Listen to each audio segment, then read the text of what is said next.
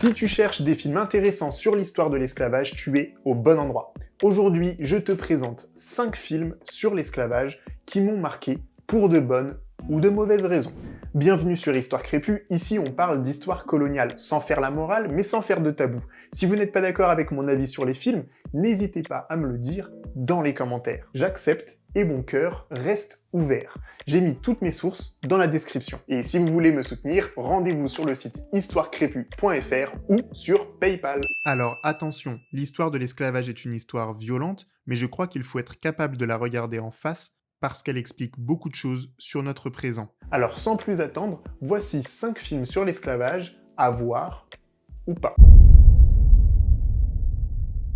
On commence par Mandingo, c'est un film américain sorti en 1975. Alors attention, on va parler de violence et de sexe. Bref, l'histoire se passe en Louisiane en 1840 dans une plantation en déclin tenue par un vieux patriarche aussi tyrannique envers ses esclaves qu'avec son fils unique, Hamon. Le vieux va obliger son fils à se marier avec sa cousine qui s'appelle Blanche, histoire de préserver sa lignée. Blanche, t'as capté? Mais Hamon va très vite se désintéresser de Blanche et continuer à abuser de plusieurs femmes noires de la plantation, dont Hélène, qui finira par tomber enceinte de lui. En même temps, il achète aux enchères un esclave nommé Med pour le faire participer à des combats à mort entre esclaves. On appelle ça les combats de mandingue, d'où le titre du film Mandingo. C'est un thème qu'on va retrouver dans Django par exemple. Mais est-ce que ces combats ont réellement existé?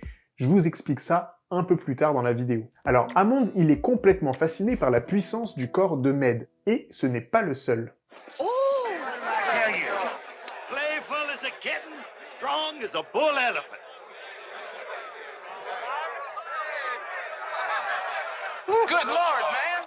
Alors d'un côté, Hamon se désintéresse de sa femme cousine qui est en train de déprimer, et de l'autre, il fantasme sur Med. Ce film nous montre la construction du fétichisme sur les corps noirs dans la société esclavagiste américaine. En apprenant la grossesse d'Hélène, Blanche va devenir folle de jalousie et elle décide de se venger. Elle va menacer Med de l'accuser de l'avoir violée s'il refuse de coucher avec elle. C'est vraiment tordu.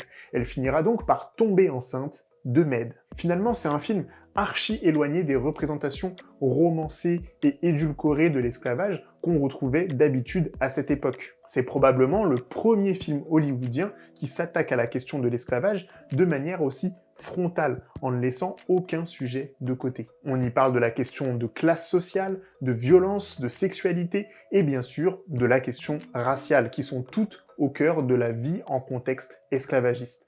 Les rapports de domination et de fantasmes entre propriétaires, aristocrates blancs et esclaves noirs sont d'ailleurs très bien représentés sur l'affiche du film. Je vous le rappelle, c'est un film qui met plutôt mal à l'aise. Mandingo, c'est hyper violent, cru et très dérangeant, mais c'est pour moi, encore aujourd'hui, l'un des films les plus bouleversants sur le sujet de l'esclavage et sur les résonances qui restent dans notre imaginaire. Maintenant, on va parler d'un film à ne pas voir pitié. Un film français qui s'appelle Casse Départ. Je souffre encore quand je me rappelle des images de Casse Départ. Le film date, je crois, de 2011, je venais de sortir du lycée, et on fêtait les 10 ans de la loi de Taubira qui tend à considérer l'esclavage et la colonisation comme des crimes contre l'humanité. Et c'est l'année où Thomas N'Gijol et Fabrice Eboué ont décidé... Je sais pas par où commencer. Théma le synopsis. C'est deux frères qui vont en Martinique pour se rendre au chevet de leur père mourant.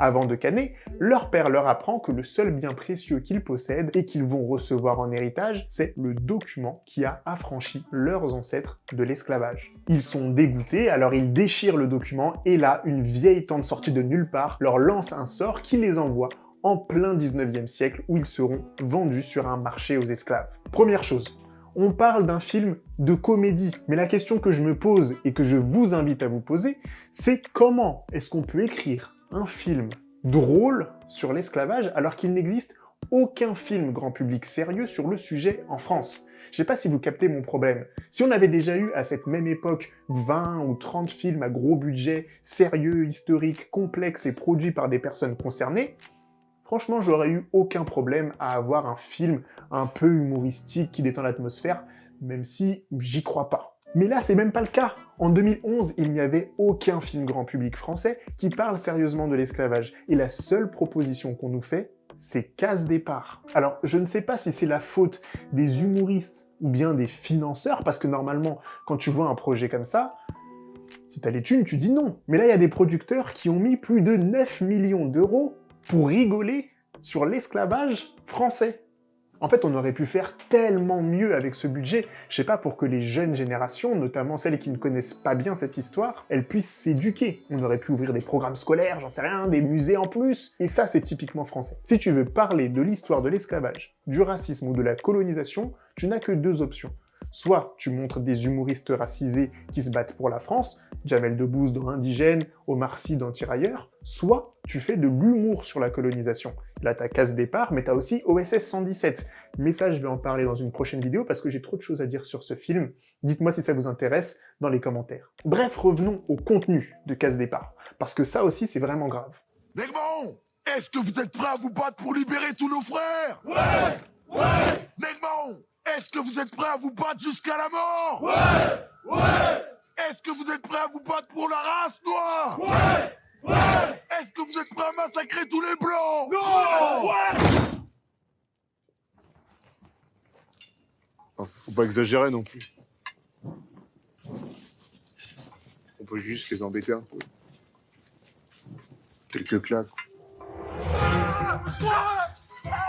Regardez cette scène, on voit Njijol et Eboué avec un groupe de nègres marrons.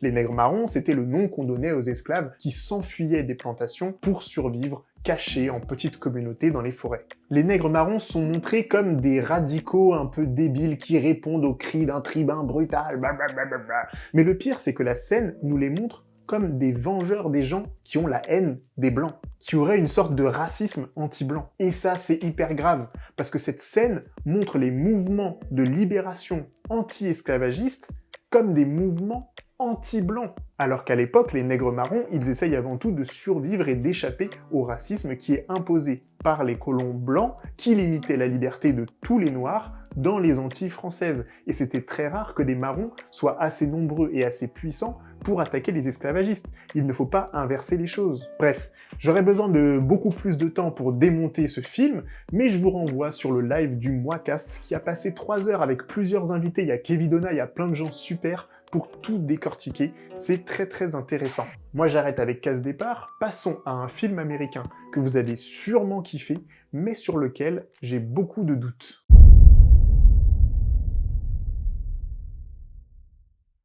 Django Unchained de Quentin Tarantino, qui est sorti en 2012, donc 1 an après Casse Départ. Spoiler alerte, ce qui me dérange dans ce film, c'est l'idée de vengeance. L'histoire, c'est qu'un chasseur de primes allemand fait l'acquisition de Django, un esclave qui peut l'aider à traquer des meurtriers qu'il recherche.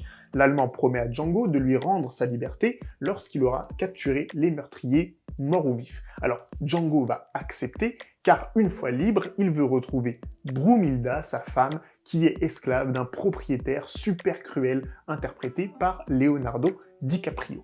Alors, l'histoire vraie qui se rapproche le plus du scénario de Django, c'est celle de Dangerfield Newby, un esclave affranchi qui a participé à l'attaque d'un arsenal fédéral, sauf que il est mort pendant l'attaque.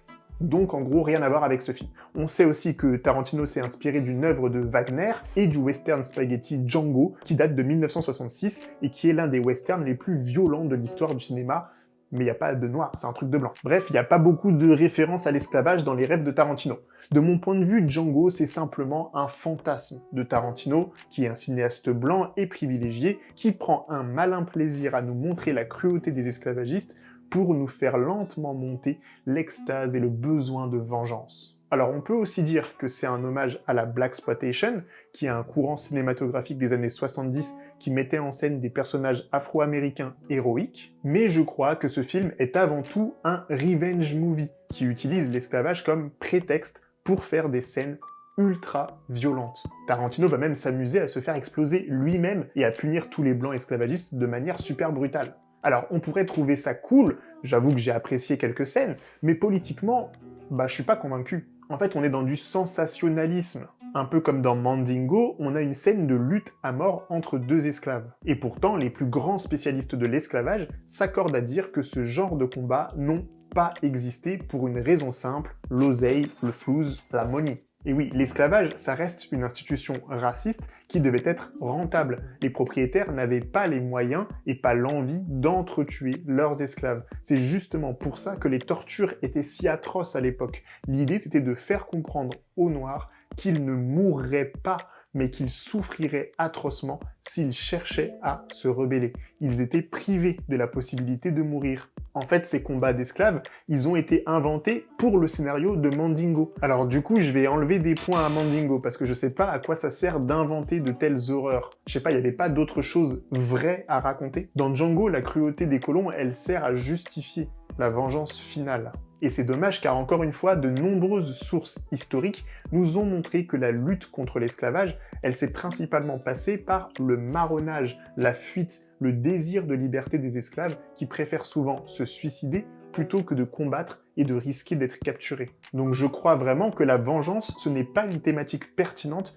pour parler de l'esclavage. La vengeance, c'est le fantasme des esclavagistes qui se sentent tellement coupables qu'ils imaginent qu'un jour, les Noirs leur feront subir les mêmes atrocités. C'est ce fantasme de la vengeance qui justifie et qui alimente la répression esclavagiste et le besoin de contrôler les corps noirs. Donc pour moi, Django, il s'inscrit complètement dans cette culpabilité blanche qui génère ce fantasme de revanche. Tarantino s'est fait kiffer avec 100 millions de budget, alors qu'on aurait pu confier cette somme à une personne concernée qui nous raconte une histoire crédible. Bon, j'y vais fort sur Django, mais je pense que c'est important de comprendre ce qu'a vraiment produit l'esclavage. Oui, il y a eu de véritables résistances armées, je pense aux quilombos de Zumbi au Brésil, ou bien à plein de nègres marrons dont les histoires sont aujourd'hui oubliées. Mais il y a très peu de chances que ça se soit passé comme dans Django. Bref, allez quand même le voir si vous ne l'avez pas vu, c'est un spectacle qui reste assez efficace, je l'avoue, et nous on passe à un film un peu plus respectueux de la réalité, 12 Years a Slave.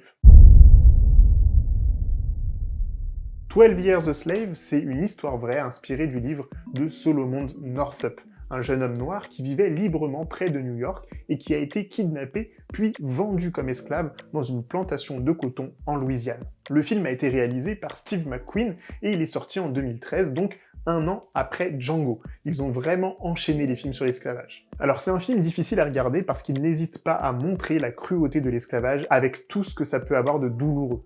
Mais une des forces de ce film, c'est qu'on voit la vie quotidienne des esclaves et l'individualité de chacun et chacune d'entre eux. Ce sont des esclaves qui partagent la même condition de vie, mais qui n'ont pas nécessairement la même vision des choses. Et ça, c'est assez rare de le voir au cinéma. Ça vient leur redonner leur humanité, et au milieu de toute cette horreur, ça fait franchement du bien.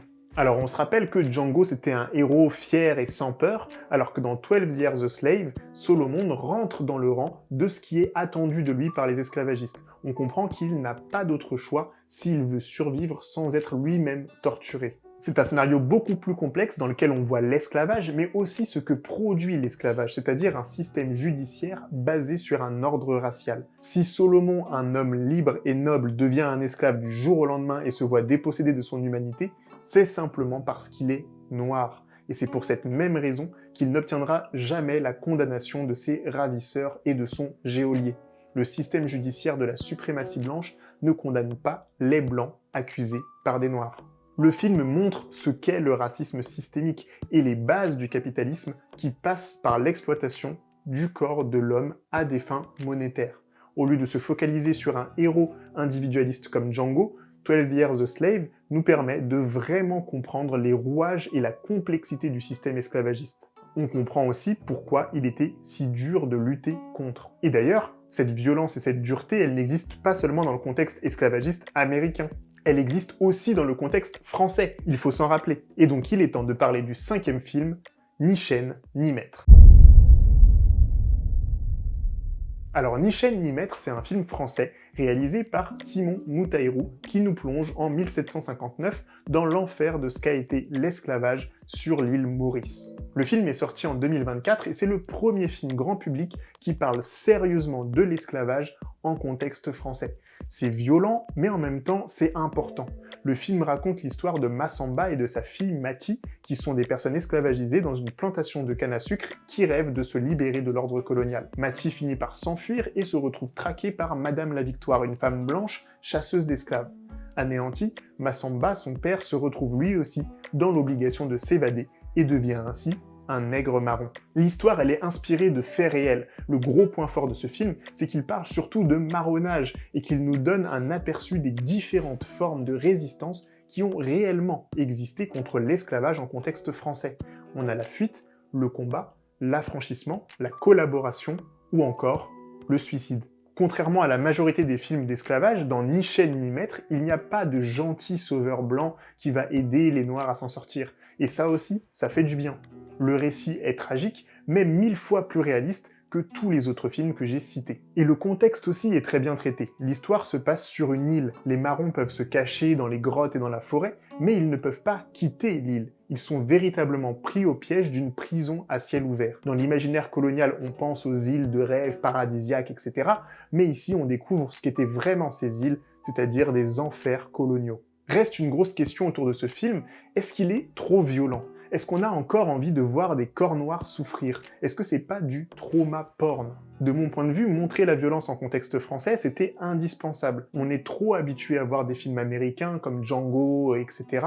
Mais il faut se rendre compte que les Français ont été tout aussi cruels. Je trouve que Ni chaîne ni maître réussit à nous mettre en face de cette histoire tout en gardant l'humanité des personnages noirs, qui parlent d'ailleurs en Wolof, car la majorité des esclavagisés de l'île Maurice étaient issus du Sénégal. Donc en gros, si vous êtes capable de regarder Django ou Mandingo, vous êtes obligé d'aller voir Ni chaîne ni maître, et ensuite, vous méditez à toute cette histoire. Quand je fais le calcul, je suis assez choqué par le nombre de films grand public qui parlent d'esclavage français. En fait, il y en a deux, Casse Départ et Ni chaîne ni maître. Alors qu'il y aurait des centaines d'histoires à raconter. On peut parler de la mulâtresse Solitude, on peut faire des séries de 5 saisons sur la Révolution haïtienne, on peut faire un film sur François Mackendal, l'esclave empoisonneur qui a terrorisé les colons, on peut faire une série sur Louis Delgrès qui a préféré mourir libre plutôt que d'accepter le rétablissement de l'esclavage, on peut parler des esclaves noirs qui vivaient illégalement à Bordeaux ou bien à La Rochelle, alors que l'esclavage était officiellement interdit. En métropole, ils ont vécu comment ces gens-là? On peut parler de la Mauresse de Morée, une fille métisse cachée de Louis XIV, on peut faire l'histoire des royaumes africains de la côte qui participaient à la traite négrière, on peut faire, je sais pas, des films sur le marronnage en Guyane, à la Réunion, on peut faire une saga sur l'histoire de l'île de Gorée, et je pense que j'en oublie encore plein. L'histoire de l'esclavage en contexte français, ça a duré longtemps. Très longtemps. On a des milliers de trucs à raconter. Si on peut sortir autant de films sur la Seconde Guerre mondiale qui a duré même pas 5 ans, imaginez ce qu'on peut faire sur l'histoire de l'esclavage. Il y a trop de choses, donc je crois qu'il faut arrêter de minimiser nos histoires, mais aussi arrêter d'en rire. On doit être capable de les regarder en face, sans honte, sans tabou. Et j'espère que parmi vous, il y a de futurs cinéastes. D'ailleurs, si vous voulez mon avis sur vos scénarios, mes coordonnées sont en description. Non mais plus sérieusement, merci d'avoir regardé cette vidéo. Si vous n'êtes pas d'accord avec mon avis, lâchez-vous dans les commentaires. Je ne prétends pas avoir raison, j'accepte vos critiques et mon cœur reste ouvert. Et si vous voulez me soutenir, rendez-vous sur le site histoirecrépue.fr ou sur PayPal. Allez, à bientôt sur la chaîne Histoire Crépue. Ciao, ciao, ciao!